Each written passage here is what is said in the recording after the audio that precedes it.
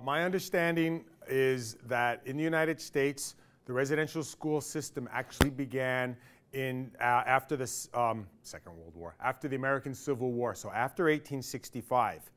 And the name's going to come back to me, not Ryerson. He was the guy responsible here in Canada. Who was the guy in the States? Was a soldier who took Plains Indians from the different nations in the plains, took a couple of dozen men from the plains, put them in trains, and brought them to St. Augustine, Florida, onto the ocean coast. So now imagine you've never seen the ocean before. They were brought there, and his experiment was to turn these different Choctaw, Cherokee, maybe Kiowa men into white men. And they cut their hair, changed their clothes, taught them to speak properly, and gave them skills. Put suits on them, put the derby hats on them, and sent them out into society, and people just went, look at those dirty Indians trying to be white people. The same kind of a similar situation what happened with the African American slaves when they were freed and told that they were equal. And yet, even to this day, in parts of the United States, they're not equal because racism exists among people and groups of people around the world, and it comes out. So there was a rejection of that. But that was the first experiment. And Ryerson, who has a university named after him here in Ontario, was one of the people that was responsible for starting the residential school system in Canada. The same idea being that we need to solve the Indian problem. And the way you solve the Indian problem is take the Indian children away from the Indians, and we will put them in schools, and we will get religious orders to teach them, plus other people who want to go and help. And then when they go back home, they won't want to go back home. They won't have to go back home because they'll be like white people, and they'll know religion, and they will have skills. Most residential schools did not teach skills to the children other than managing the farm that provided the food that fed the people at the residential school. And they learned basics in religion, math, and writing. And it's now documented of the mental and emotional and physical abuse that was put on people. But just the very notion of going to communities with the army backing them up in the guise of the Royal Canadian Mounted Police in the 19th century, taking children from the communities to send them away. They're taken away by the police. There's even evidences of the swoop and scoop, where they would go in and they would take the children and run out with them. And the missionaries were there to convince the parents that if they did not want to burn in hell with eternal damnation, that they should let their children go and be educated in the right ways of God. Again, testimony that's been given by people whose stories were retold to them from their grandparents. So this is the underlying situation. Residential schools started in the Plains, I believe, in the late 19th century, and then into the 20th century in different sections of Canada popped up. Not every child went to residential school, many did. In my community, a minority of people went to residential school, but we had Indian day school. Same thing, thank you, except that the kids got to go home every day. And in the school, hair is cut, punished if you're speaking your native tongue, and the corporal punishment that came with education in that old school way. Beatings, strappings, different kind of punishments, and worse. And in some cases of residential schools across Canada, murder. It's said that happened. So again, we look at the event and we can turn the page and go to the next chapter in the history book, or we can dwell on it for a second and say, okay, so think about when you go home at your family house and someone kicks in the door and they go and take maybe your own children or your little nieces and nephews or younger brothers and sisters and say, they're coming with us, and there's somebody standing there with a gun and say, because we're going to take them to Martian school and teach them to be Martians.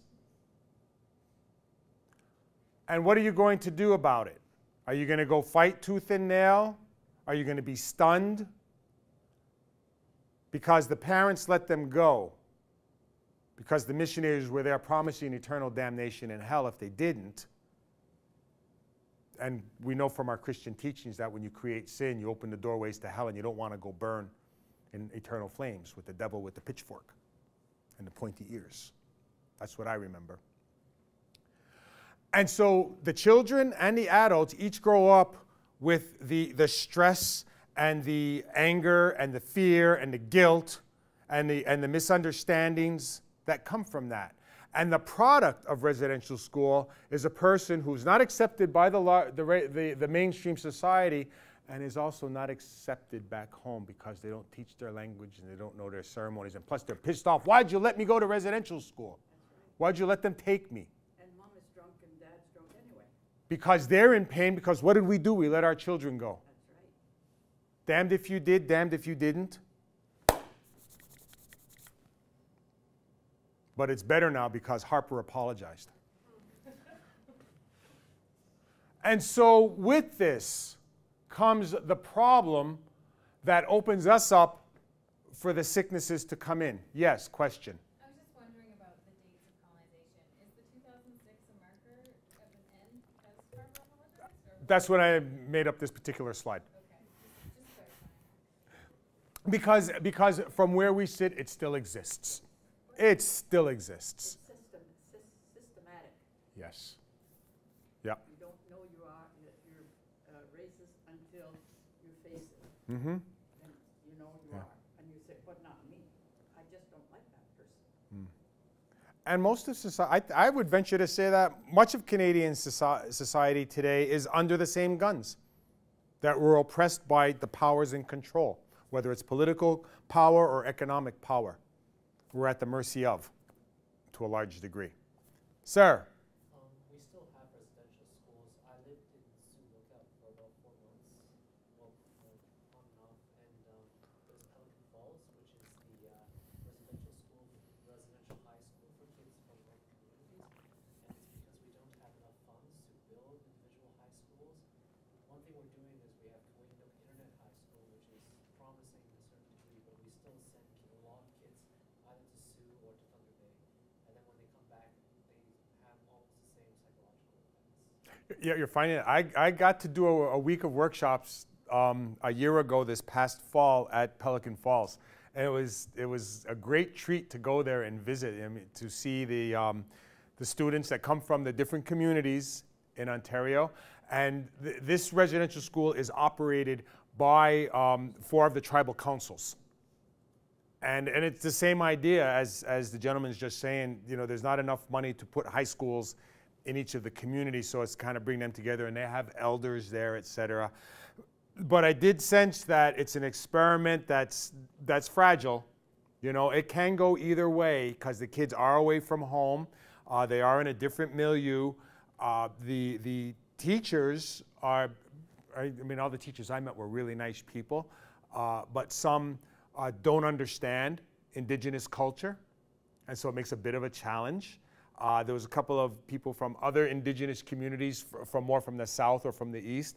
So, you mean, like, I don't know Ojibwe or Cree ways or traditions. I'm Mohawk, and so that's a little bit of a challenge. But it's a step. It is a step in a positive direction. Yeah. So thanks for bringing that up, sir. Just one thing too. I'm hoping like you'll address at some point, or we can pick this thread up. Is like Get back to diabetes. No. It's more like, how do you prevent this kind of colonization, emotional, like psychological or physical? Because what I think happens is a lot of the people who started the residential schools or who are part of the system right now think of themselves as being benevolent. Like, that's part of the problem, is that the people who started it kind of think we are reforming. It's the same as for us, like, we are getting taught, for example, that, you know, you're supposed to just have a lecture on evidence-based medicine, and suppose, like, you know, you do randomized controlled trials.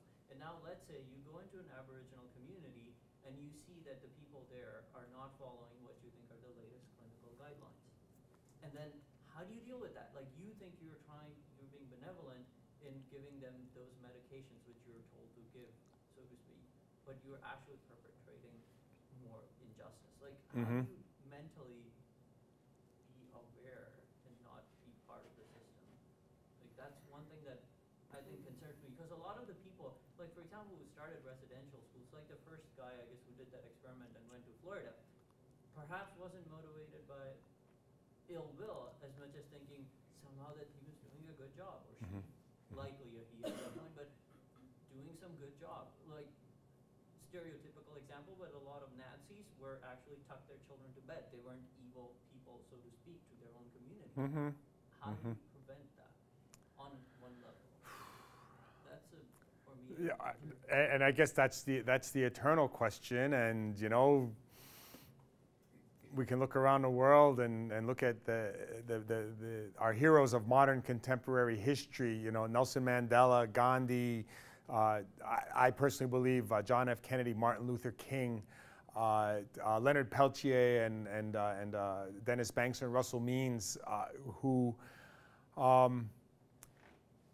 step out of the box, who's in their own ways, and some people step out of that box very hard, and other people step out of it very softly. But I think that's the answer, is stepping out of the box. For Indigenous people, what we see is that we know we have the answers to all our problems in the teachings of our traditions. That being said, not all of us in our nations or communities are of one mind about that, because there's been many generations of a twisting about that. Like, we got people today in Mohawk and Iroquois who look at the Longhouse as being evil, pagan, dirty. Yet it's our most amazing, you know, way of living. You know, it's the great law of peace that they used to create the United Nations and the United States Constitution and even the Communist Manifesto. You know, you have people like Gandhi who just literally walk that talk. You know, and people get attracted to that because they know there's something else. But when push comes to shove, and when might makes right, then people sometimes go, okay, wait a second, I got to step back. I'm not ready. You know, I'm not ready to take that, you know, the leap of blind faith, huh? You know, over the edge into something, and something that's unknown to us, but yet it's very grounded with a lot of experience. So if we talk about our traditional ways, okay, from our nations, okay, and from where we come to around the world, what is our original teachings? Because in that day, at that time, everything was together. But today in 2010, what we're talking about is not just that, okay, here, take these pills and it'll make you feel better, and people in the communities don't comply because, well, one, because they don't have the faith in that, and we have our own traditional medicine, but yet in that same voice, people don't go and use the traditional medicine, or if they go after the traditional medicine, they go for it with the same mindset as you go for the Western medicine, which is this: gimme, gimme. When we go pick our medicines, when we use our own medicine, it's not about gimme. And it's almost also, it's not going to cure you tomorrow. Like the pill that you take, it's going to take time. You take your medicines, and it takes time. It doesn't. There's not a quick fix, but we want quick fix, don't we? That's what we've become accustomed to. We've become accustomed to Yep. quick fix. When you go pick medicine, it takes time because it takes the season. It takes knowing what you're doing. It also means in taking medicine, whether it's bark, root, berry, or leaf, but it's also where your mindset is, and the connection between your physical body, your mind, with your spirit. Are you bringing your spirit into this and about you? And are you making the changes in your life that also need to be done? When we use our traditional medicine, all the responsibility is on the person. But today, right. But today, lots of people go to the doctor or to the medicine person, to the seer, to the healer, with the same thing.